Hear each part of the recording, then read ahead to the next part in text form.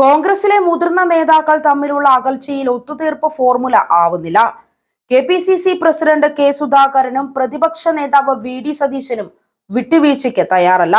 ഇതോടെ വിഷയത്തിൽ കോൺഗ്രസ് ഹൈക്കമാൻഡ് നിലപാട് നിർണായകമായി മാറും. അടിമുടി അഴിച്ചുപണിക്കും കേരളത്തിലെ കോൺഗ്രസ് വിധേയമാകും. എന്നാൽ ഇത് വയനാട് ഉപതെരഞ്ഞെടുപ്പിന് ശേഷമേ ഉണ്ടാകൂ എന്നാണ് സൂചന.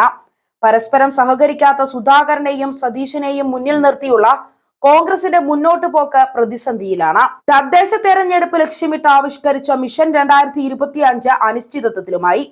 സുധാകരനാകട്ടെ ഉമ്മൻചാണ്ടി അനുസ്മരണവുമായി ബന്ധപ്പെട്ട പരിപാടികൾക്കായി വിദേശത്താണ്. മിഷൻ 2025 നടത്തിപ്പിന് ഹൈക്കമാൻഡ് മാർഗനിർദ്ദേശം നൽകട്ടെ എന്ന നിലപാടിലാണ് സതീശൻ.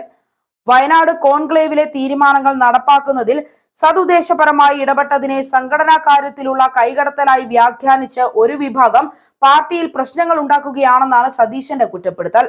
എന്നാൽ കെ.പി.സി.സിയെ അവഗണിക്കാനുള്ള നീക്കം അംഗീകരിക്കില്ല എന്ന് സുധാകരനും പറയുന്നു.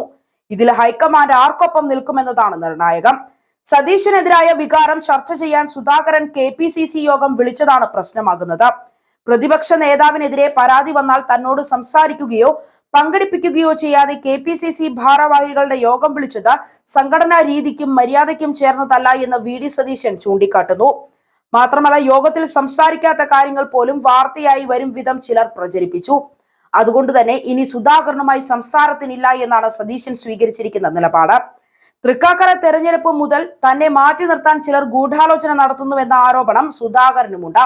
അതിനിടെ ചെറിയ കാര്യങ്ങൾ പർവ്വതീകരിക്കുകയാണെന്നും അത് മാധ്യമങ്ങൾക്ക് ചോർത്തി നൽകുന്നവർക്കെതിരെ നടപടിയുണ്ടാകുമെന്നുമായിരുന്നു കെ.സി. വേണുഗോപാലന്റെ പ്രതികരണം. സുധാകരനും സതീശനും ഒരുമിച്ചാണ് തീരുമാനങ്ങൾ എടുക്കുന്നത് എന്നും അദ്ദേഹം പറഞ്ഞു. താൻ വിമർശനത്തിന് അതീതനല്ലെന്ന് മാത്രം പറഞ്ഞ് കഴിഞ്ഞ ദിവസത്തെ നിലപാടിൽ സതീശൻ നിന്നു. സാധാരണ പ്രവർത്തകർ മത്സരിക്കുന്ന തദ്ദേശ തെരഞ്ഞെടുപ്പ് അടുത്തു വരുമ്പോൾ ഉന്നത നേതൃത്വത്തിൽ ഇത്തരം തർക്കങ്ങൾ ഒഴിവാക്കണമെന്ന് രമേശ് ചെന്നിത്തല പറഞ്ഞു.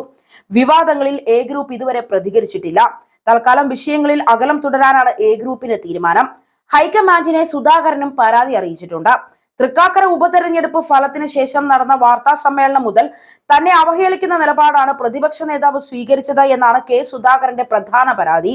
മിഷൻ 2025 അട്ടിമറിക്കുന്ന നിലപാടാണ് കെ.പി.സി.സി നേതൃത്വത്തിന്റേത് എന്ന് സതീശന്റെ പരാതിയിലും പറയുന്നു.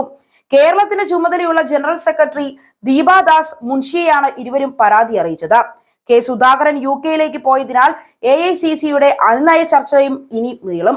മിഷൻ 25 ചുമതല ലഭിച്ചതോടെ DCCകൾക്ക് അയച്ച സർക്കുലറിന്റെ പേരിലാണ് വി.ഡി. സതീശന് നേരെ കെ.പി.സി.സി ജനറൽ സെക്രട്ടറിമാരിൽ നിന്ന് വിമർശനം ഉയർന്നത്. വാർത്ത സ്ഥിരീകരിച്ച കെ.പി.സി.സി പ്രസിഡന്റ് പ്രതിപക്ഷ നേതാവിന്റേത് സംഘടനാ വിരുദ്ധ പ്രവർത്തനമാണെന്നും പറഞ്ഞു.